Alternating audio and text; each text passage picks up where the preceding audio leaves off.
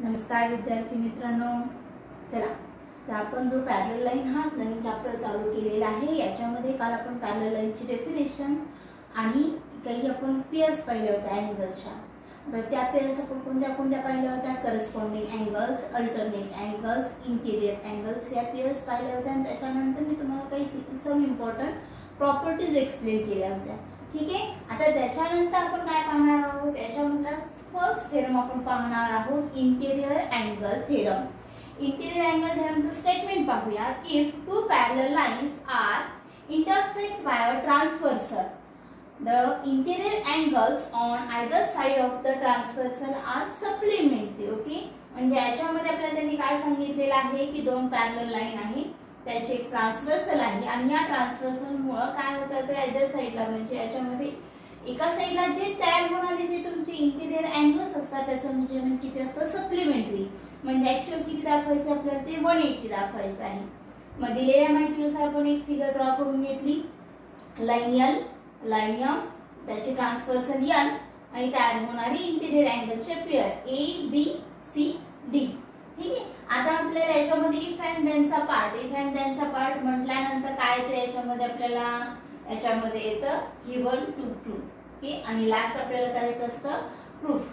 आता याच्यामध्ये आपल्याला त्यांनी गिवन मध्ये काय दिलेलं आहे?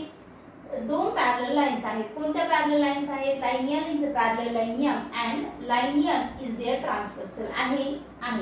Okay, hence the pair of interior angles. Pair of interior angles कोणते असतील? फर्स्ट पेअर असेल ए बी आणि सेकंड पेअर असेल आपली सी डी.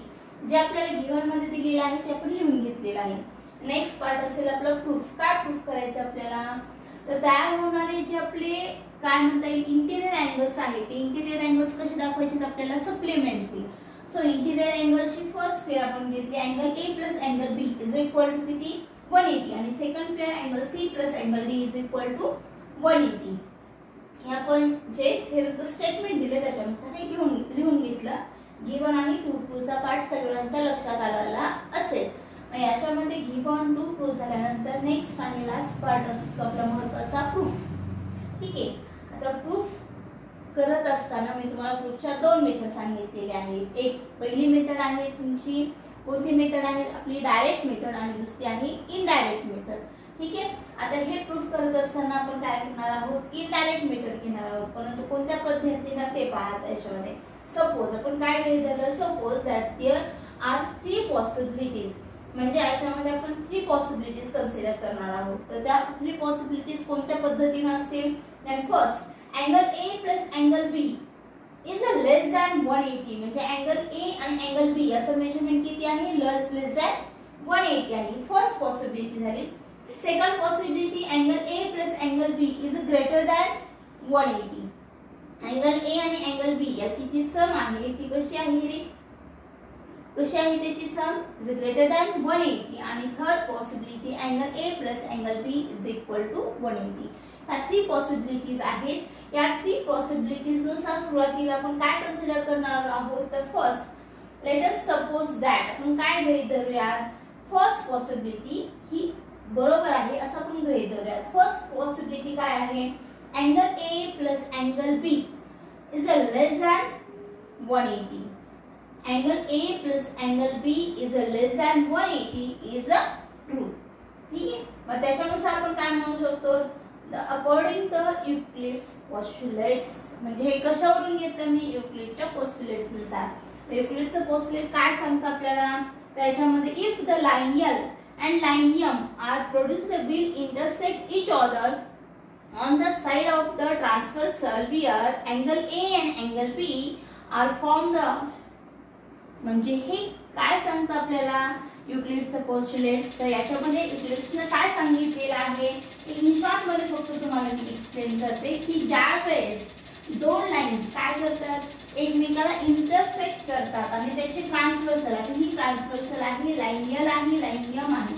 युक्लिड मध्ये युक्लिडच्या पोस्टुलेट्स मध्ये आपल्याला त्यांनी ह्या लाईन्स पॅरलल आहेत असं नाही सांगितलेलं.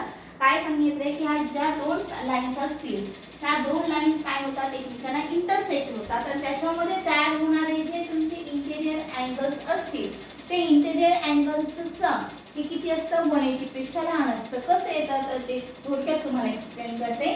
त्याच्यामध्ये पहा, याच्यामध्ये तयार होणारे हे जे दोन इंटेरियर अँगल्स आहेत, अँगल ए, अँगल बी, आणि इथे पहा एक ट्रायंगल तयार होतो. हे दोन ज्या लाईन्स आहेत त्या पुढे इंटरसेक्ट होतात. ठीक आहे, पॅरलल नाहीत म्हटल्यानंतर ते पुढे जाऊन कुठेतरी इंटरसेक्ट होतील. ते इंटरसेक्ट झाल्यानंतर इथं एक ट्रायंगल तयार झालेला दिसतोय पहा आपल्याला, आणि इथला जो अँगल तयार होईल त्या अँगलला मी नाव दिलं अँगल सी हे नाव दिलं. आता ट्रायंगल म्हणल्यानंतर त्रिकोणाच्या तिन्ही कोणांच्या मापाची बेरीज किती असते 180 असते. So angle A plus angle B plus angle C is equal to आपल्याला किती मिळेल इथं 180. पहा ट्रायंगलची सम टोटल सम किती मिळेल आपल्याला 180. आणि आता इथं आपल्याला काय सांगितलंय की अँगल ए आणि अँगल बी ते कसे आहेत, दोनच अँगल्स आहेत, 3 अँगल्स नाही, फक्त ओनली 2 अँगल्स आहेत आणि त्याचं मेजरमेंट किती आहे 180 पेक्षा कसं आहे लहान आहे. ठीक आहे, बरोबर आहे, युक्लिडच्या पोस्टुलेट्सनुसार हे बरोबर आहे. परंतु केव्हा, जेव्हा यल आणि यम ह्या ज्या दोन लाईन्स आहेत त्या कशा नसतील, पॅरलल नसतील त्यावेळेस. ठीक आहे, परंतु गिव्हन मध्ये आपल्याला त्यांनी काय दिलेलं आहे, यल आणि यम ह्या लाईन्स कशा आहेत, पॅरलल आहेत. म्हणजे युक्लिडचं पोस्टुलेट्स इथं आपण अप्लाय करू शकतो का, अप्लाय करू शकत नाही. हे केव्हा अप्लाय करू शकतो, ज्यावेळेस दिलेल्या लाईन्स कशा नसतील, पॅरलल नसतील त्यावेळेस आपण ते अप्लाय करू शकतो. बरोबर आहे, म्हणजे आपण इथे हे गृहीत धरू शकत नाही. परंतु आपल्याला काय माहितीये की line L and line M are parallel lines. कशावरून, हे आपल्याला गिव्हन मध्ये दिलेलं आहे. सो त्याच्यानुसार आपण काय सांगू शकतो की angle A plus angle B is less than 180 is impossible. हे युक्लिडच्या पोस्टुलेट्सनुसार जरी आपण डायरेक्ट गृहीत धरलं तरी सुद्धा आपण इथं काय करू शकत नाही, हे प्रूफ करू शकत नाही किंवा हे आपण इथं दाखवू शकत नाही. रिझन तुमच्या लक्षात आलं असेल का दाखवू शकत नाही, कारण इथं ज्या दोन लाईन्स आहेत त्या दोन लाईन्स पॅरलल आहेत, म्हणून युक्लिडचं पोस्टुलेट्स इथं आपण अप्लाय करू शकत नाहीत. हे असेल आपलं इक्वेशन फर्स्ट. म्हणजे इथे आपण प्रूफ केलं की angle A plus angle B is less than 180 हे इम्पॉसिबल आहे. फर्स्ट कंडिशन किंवा फर्स्ट पॉसिबिलिटी आपण म्हणूया. देन सेकंड पॉसिबिलिटी मध्ये आपण काय गृहीत धरलं होतं, पहा याच्यामध्ये angle A plus angle B is greater than 180. First condition आपली काय झाली, फॉल्स म्हणजे इम्पॉसिबल निघाली. आता सेकंड पॉसिबिलिटी पाहूयात. लेट सपोज दॅट आपण काय गृहीत धरूयात, angle A plus angle B is greater than 180. आता ह्या दोन्हीची सम आपण काय गृहीत धरली 180 पेक्षा जास्त आहे.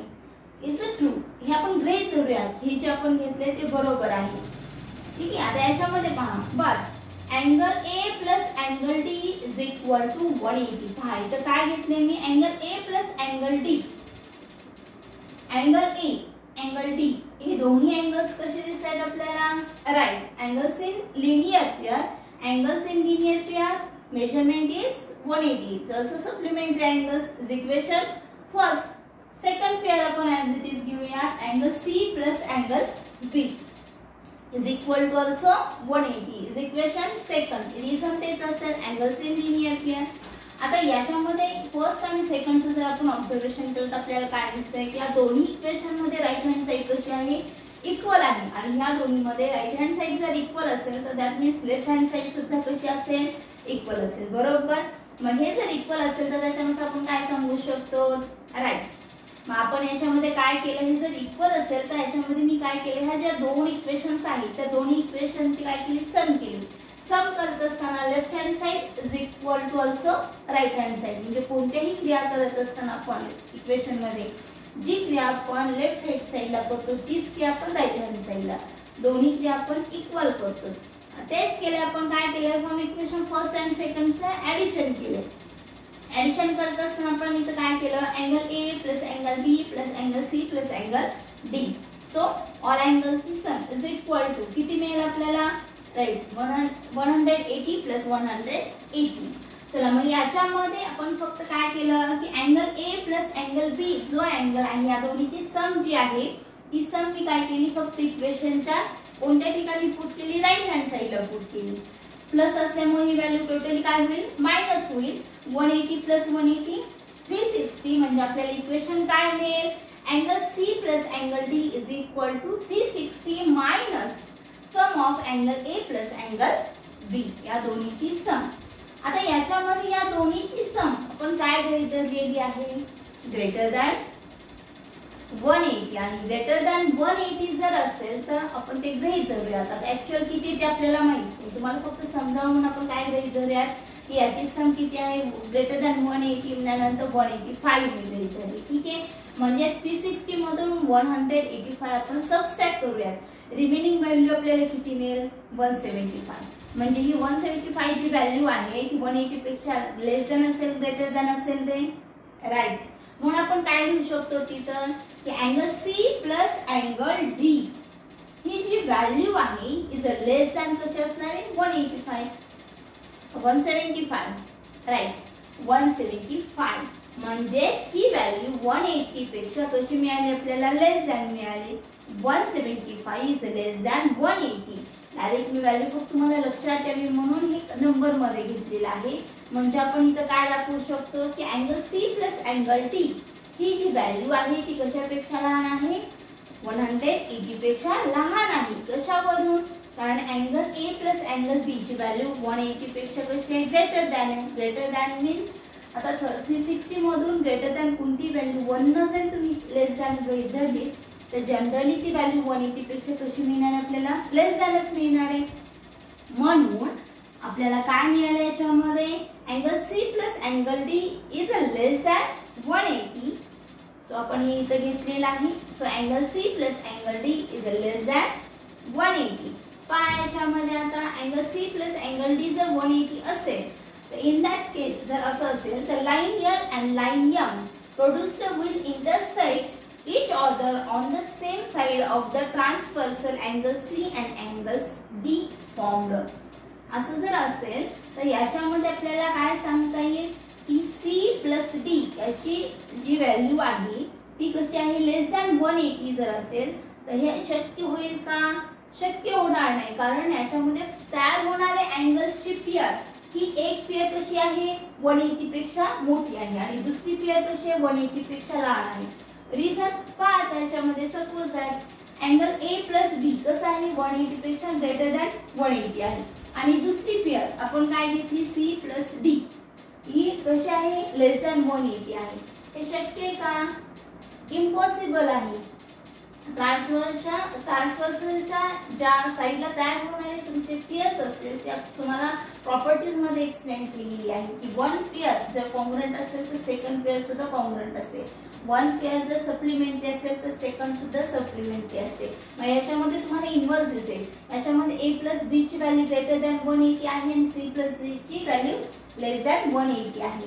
म्हणजे इथं आपल्याला थोडंसं इन्व्हर्स दिसते. म्हणजे जे आपण गृहीत धरले, काय गृहीत धरलेलं होतं की ए प्लस बी ची व्हॅल्यू ग्रेटर दॅन 180 आहे, ते कसं असणार आहे, इम्पॉसिबल आहे. म्हणजे आपण गृहीत धरलेलं थोडक्यात आपण काय म्हणूया की चुकीचे असं असू शकणार नाही. आणि याच्यामध्ये जर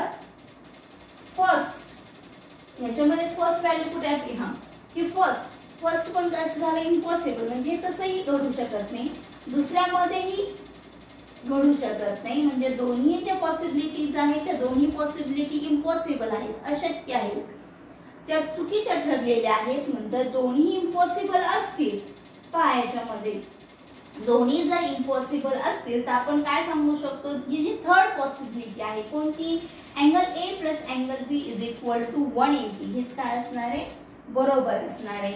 so similarly we can show that A plus B is equal to 180 जर असेल तर सेकंड पेअर सुद्धा किती असणार आहे, C plus D is also 180. Hence proof. आता ही मेथड ही मी इनडायरेक्ट का म्हटलं, कारण याच्यामध्ये पहा A plus B is equal to 180 हे आपल्याला दाखवायचं होतं आणि सपोज करत असताना आपण त्याच्यामध्ये कंडिशन्स वेगवेगळ्या घेतल्या.